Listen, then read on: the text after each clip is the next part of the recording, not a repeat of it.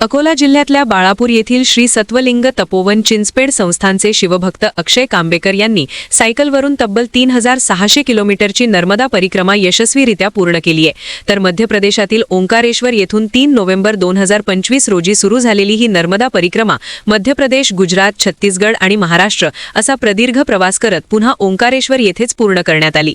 तर ही परिक्रमा पूर्ण करून आज बाळापूर शहरात आगमन होताच चिंचपेड संस्थानच्या वतीनं वाजत गाजत भव्य स्वागत करण्यात आलं।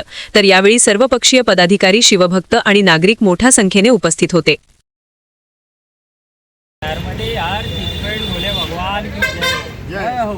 आपल्या धर्मात माँ नर्मदा परिक्रमेचं अनन्यसाधारण महत्त्व आहे आणि या माँ नर्मदा मैयाची सेवा मला ही भेटली एकमेव कारण आहे त्याचं चिंचपेड महादेवाची सेवा आणि चिंचपेड महादेवाचं माझ्याकडून जे तुटकं मुटकं जे काय होत आलं त्या सगळ्या गोष्टींमुळे मला त्यांच्या आशीर्वादामुळे ही प्रेरणा भेटली। ते माँ नर्मदा मैयाची जी परिक्रमा पूर्ण करू शकलो याचं सर्व मला हे शक्ती बळ जे काय आणि प्रेरणा भेटली ती चिंचपेड महादेवांमुळेच भेटली आणि त्यांच्या सेवेमुळेच भेटली।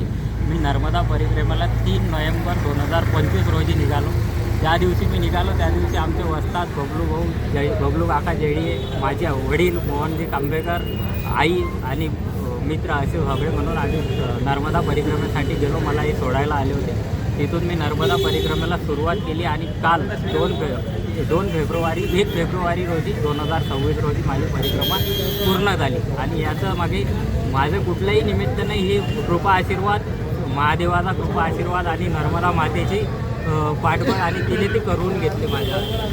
आज मी ती परिक्रमा पूर्ण करून आज आपल्या गावी आलो 3 महिने आणि 1 दिवसानंतर। मातश्री नर्मदे हर 3600 किलोमीटरचा हा प्रवास 4 राज्यातून पूर्ण झाला आणि एकदम सुरक्षित झाला।